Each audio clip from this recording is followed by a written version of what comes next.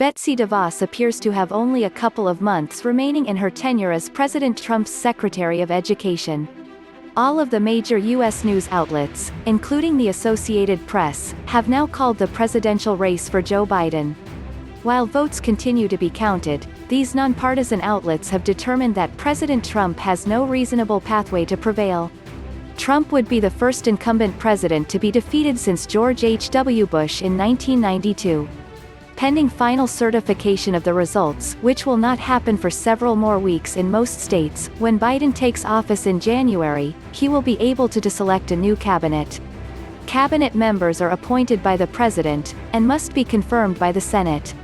Betsy DeVos has been a controversial figure as President Trump's Secretary of Education for the last 4 years. Biden's assumption of the presidency would terminate DeVos's tenure, and he would then select a replacement to run the U.S. Department of Education, which oversees and administers the country's sprawling federal student loan system. Consumer rights advocates and student loan borrowers have been highly critical of Secretary DeVos during her 4 years leading the department.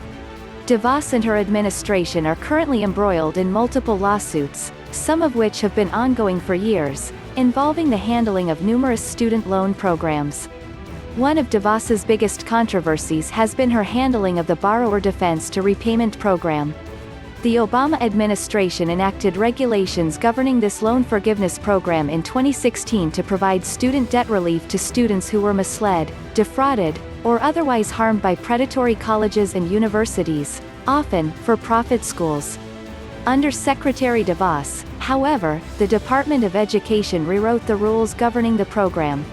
These new regulations substantially weaken the borrower defense relief provided to student loan borrowers by increasing the burden of proof required to prevail, and imposing a strict statute of limitations.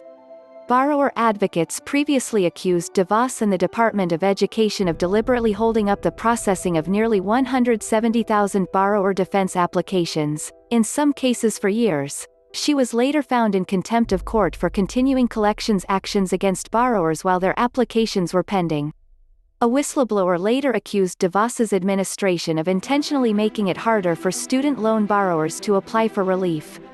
And after a tentative settlement agreement was reached that would force the department to process the remaining borrower defense applications, her administration issued blanket denials to tens of thousands of student loan borrowers, in some cases, without any clear, logical reasoning.